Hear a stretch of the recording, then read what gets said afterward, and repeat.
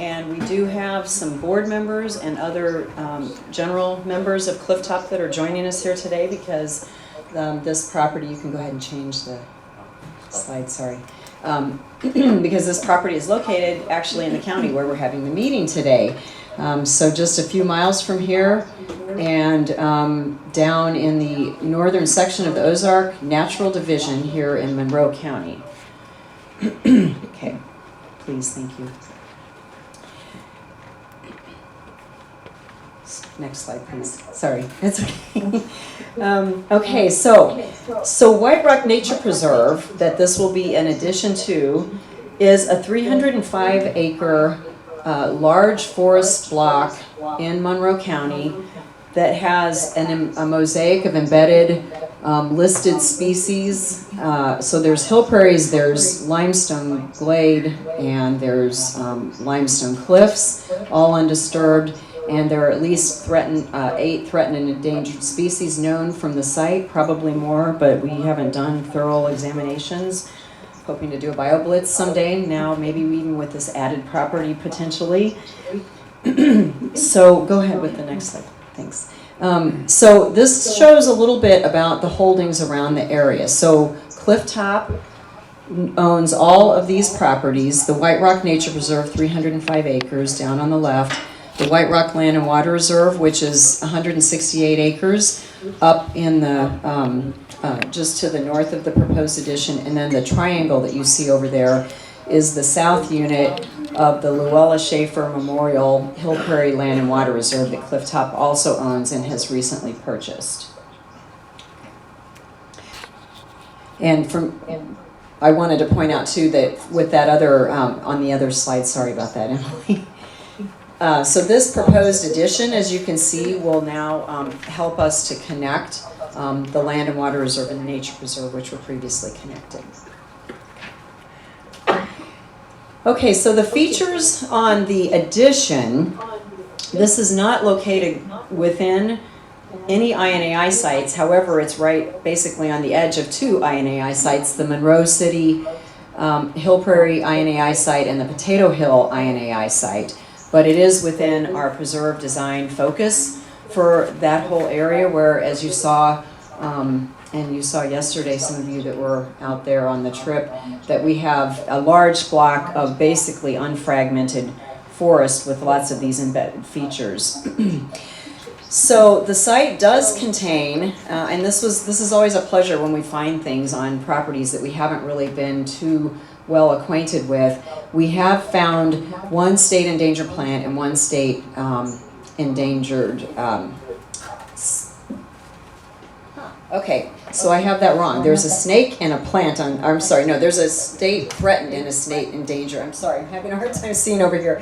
State endangered plant and a state threatened plant on the site, which I'm going to talk about in a little bit. And then there is also a state threatened snake that we're pretty positive because it's within the habitat range of that species that inhabits the property. And then also this provides a very significant block of forest, almost 100 acres, just shy of that, which is kind of a gold standard for looking at what forest interior breeding birds need. And so this is adding, as you could see from the other photo, to a much larger block of forest. And then lastly, as I mentioned before, it connects the 2 properties. Next, please.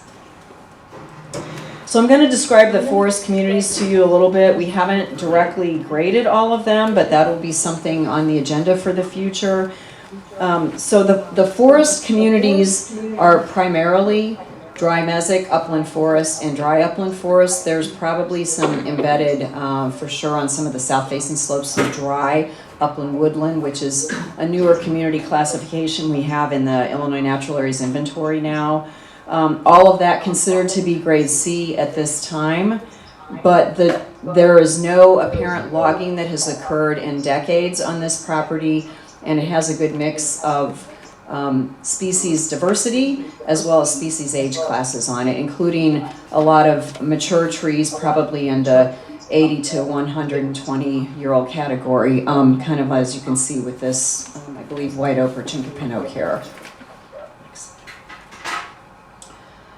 And then there are some sections of the property that have some almost barrensy components to them, certainly dry upland woodlands that are dominated with shallow rock-covered slopes that have mossy communities, and then, next slide, a lot of species such as lowbush blueberry, slender lespedeza, bottlebrush grass, and other things that are components of open dry upland woodlands and barrens.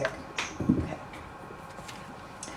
The site also has significant amount of rocky outcrop features, including there are escarpments, and then there are also, in this case, a small waterfall. The site has got 3 tributaries that go into a main creek, all unnamed, that go out into the bluffs past the floodplain and then out into the Mississippi River about 1.5 miles away. Some of the tributaries, like this one, are ephemeral, and then the main creek is a perennial stream that's actually about 30 foot wide, just off of the property. And then when you get down in some of these lower reaches of the forest land, where there is more of the perennial creek, there's a lot of abundance of ferns and a lot of spring ephemerals and so forth. So we're still trying to investigate all of these species, but it's a very already looking to be a diverse property without having really had any management on it for a long time. Next slide. So then the feature where I found the state listed species was one of those pleasant surprises with site stewards of White Rock. Mike and Joanne Fricky and I were out investigating the property whenever we came for the opportunity to purchase for Clifftop to purchase the property. So of course we went exploring and found some rocky south-facing slopes, and then we started finding some tiny little glade patches, and these have not been previously known on the Illinois Natural Areas Inventory, and they are tiny, as you can see from this slide and the next slide. But as you saw in your agenda packet, there are still a small variety of prairie species on them, and some of those in the next slide here. Okay, I'm sorry, that's 2 slides away. Go ahead. That's fine. And what we learned whenever we started looking at the aerial photos is that this was actually part of a larger remnant glade, and probably was not big enough at the time of the Illinois Natural Areas Inventory, or they just overlooked it, because some of these embedded landscapes, we've been finding a few new patches, and I'm gonna, since we don't have a pointer today, I was just gonna show that. So the upper green is the Land and Water Reserve, and we also, at the time of registration, we did not know about that glade either, and this is actually all kind of one contiguous glade. And so we were pleased to find this and are hoping to get doing some restoration right away on this glade before it completely blinks out. And so you can see in this aerial photo taken in the winter the cedar trees, which is for us a hallmark. It's either an old abandoned house site or it's an old hill prairie or glade when you're in southwestern Illinois. So when we started looking at these photos, we thought, okay, this was definitely a glade before. And then when we were on site, you can go ahead with the next one, we did start finding some species. And I will say not all of these were taken on that site. Some of them were, a couple of them weren't. A lot of the species are very suppressed because they need some immediate fire and some immediate sunlight from brush cutting. But there's most of the grasses that we would expect, side oats, brahma, a little blue stem, big blue stem, and a variety of other forbs found on the site. So we'll eventually work on the restoration, but right now this would be considered a Glade C remnant as well. Okay. But the really extra exciting thing for Joanne Fricky and Mike Fricky and I was that we found a few of the state threatened Missouri coneflowers. I think some of you might have seen some of those yesterday on our hike. And there are not a lot of them. There were like maybe about 10 plants. And they were not flowering. This was not taken on that site because it's so shady on this glade, but they're still there. And us restorationists know the minute we can just get that cut open and maybe put a little fire on there, hoping to do that maybe this year, that will come back out of the seed bank a little bit more in mass. And then We didn't really do an inventory because the woolly buckthorn, not to be confused with the invasive buckthorns in northern Illinois, but this is the Ozark species that's only found in the bluffs of Monroe and Randolph County. We found about 6 or 7 of those plants, but we didn't really do an inventory, so we know all across that glade they're probably scattered about, but we know that there are at least some there, which is what we expected might have been the case, so we were pleased to find some of those. Next slide, please. And then the timber rattlesnake, this is kind of a stronghold area for that species. We do have known hibernacula on one of the adjacent protected sites, and it is within this entire proposed addition is within the 1 mile radius of that hibernacula, which is what is considered to be critical foraging habitat in the summer from the hibernacula for the snake to go out and use. So we're pretty confident that the species is there. We have not actually seen one on the property yet, but feel that this is within the habitat of that species for, go ahead. Excuse me. Okay, so then the other thing that I wanted to just mention before talking about the flora and fauna, so we also know that there are probably other things such as the Great Plains scorpion, the flathead snake, all of these Ozark species that we know are found on the adjacent White Rock properties probably are on this property, but again, we haven't had an opportunity yet to do a really thorough inventory. It might take a few years before we can actually do that. One thing that we do know, because of forest interior breeding birds, and we have had breeding bird surveys done nearby on Salt Lake Point and also on White Rock Nature Preserve, and we do have a lot of forest interior species breeding on these properties. A couple of examples here, such as worm-eating warbler and Kentucky warbler. This is actually, White Rock is the only place I know in my whole district that I've ever heard hooded warblers. And we had a black and white warbler during breeding season up at Salt Lake Point, just about a mile and a half north of here, on the last breeding bird survey that I did, I think during 2020, during the pandemic, when you couldn't do anything but go by yourself in the woods. So we know that this is really critically important for that. We have not done breeding bird surveys on this parcel, but we know enough about the surrounding areas that this is a critically important piece to protect, adding to all of the protected areas of this large forest block. Next slide. So I want to talk about a couple quick disturbances. So there is a fiber optic cable pipeline that runs underneath the path on the left side. And it is actually really good for us because it's right above the glade. And so Clifftop is already using this for the access to be able to get to that area of the property, and they keep it mowed. And so this will be something that we will incorporate into a trail system as well as using it for fire breaks. And it was at one time, like 60, 70 years ago, it was an oil pipeline, but it's now no longer oil. It's just a fiber optic cable running through there. And then I haven't really completely been able to find out the origin, but this is obviously on the right side.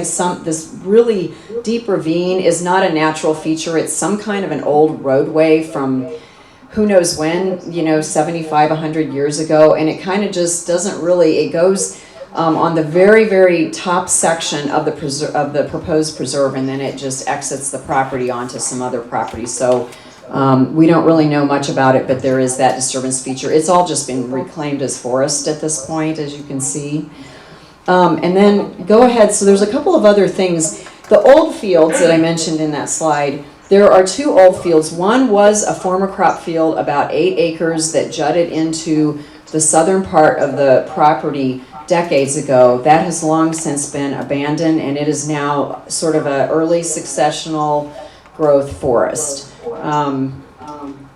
Looking fairly similar to the surrounding landscape now. It's really starting to blend in. It's not even, it's tall trees and canopy over. And then the other old field is down below the glade and is actually, interestingly, well populated by a number of prairie species, and some of which are not even actually found in the glade. So we're kind of already have our heads working about what we might be able to collect from some seed from this old field and take up to the glade area. And I think that even though this could be a candidate for reforesting, Clifftop and myself are interested in just maintaining this as an old field for habitat. It's at one edge of the preserve, and obviously looks like really great pollinator habitat. So next slide, please. And so I just wanted to show you these features on the map real quickly. So basically this is where the successional field was, and you can see there's some cedars in there. We actually thought this might be another glade or prairie went running over there, but it wasn't. And then when we looked at the maps later, we realized this is just this old, because there's a crop field down here, and it extended that all the way up into the preserve in time. But you can see that the forest canopy is pretty similar to the surrounding forest. And then, okay, so the remnant glades up here. The road that I was talking about, you can kind of see it up here. Let's see here. This demarks the line of the pipeline on the red. And then, as I said, it goes off and it goes onto a land and water reserve and then leaves the property. So I think that shows everything. But oh, I'm sorry. And the other old field is right here. Yeah, with the pollinator plants in it. Okay, next slide, please. And then last, I just wanted to mention, because we were really hammered in Southwest Illinois this year with tornadoes and a derecho, and so White Rock actually, the nature preserve and the proposed addition took the brunt of that tornado, and the land and water reserve, I should say, really the entire 3 properties there. So most of this is not going to have severe ecological consequence. It's mostly sort of more like a gap selection, and we're going to just monitor that for invasive species. Next slide.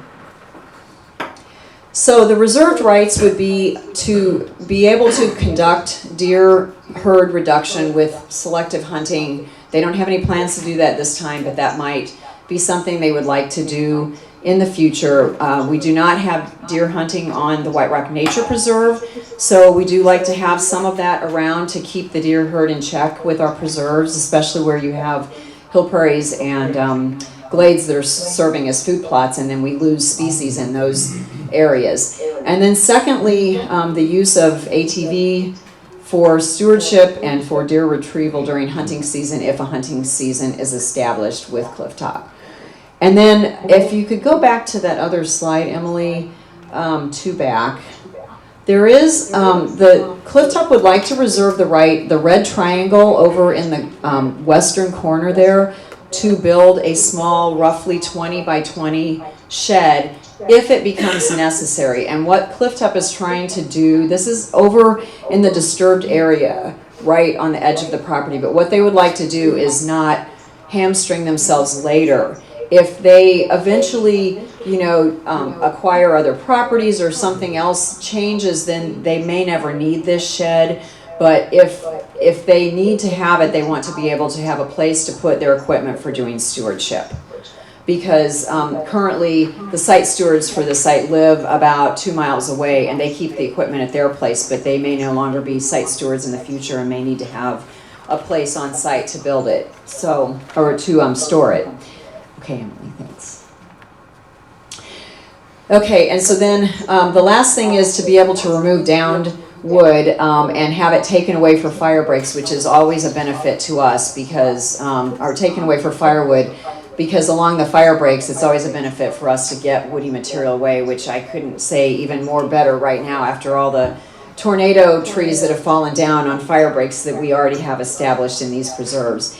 And then one allowed use, per the Illinois Clean Energy Community Foundation's requirements, anytime they purchase a property, they have to have one small public trail. So Clifftop is going to be extending a trail from the White Rock Nature Preserve, which is an in and out trail, and maybe going to construct a loop, a little bit of a loop trail or something, where we don't know yet. That's really not even in the planning stages yet, but they that would be allowed per the management plan with site staff oversight. Okay, Emily. And then the management will be the obvious things, which would be first and foremost to try to restore and reconnect the glade with the White Rock Land and Water Reserve, which has actually already had some stewardship funds to open that glade up. and then reintroduce fire, restore the woodlands a little bit more, survey for things, monitor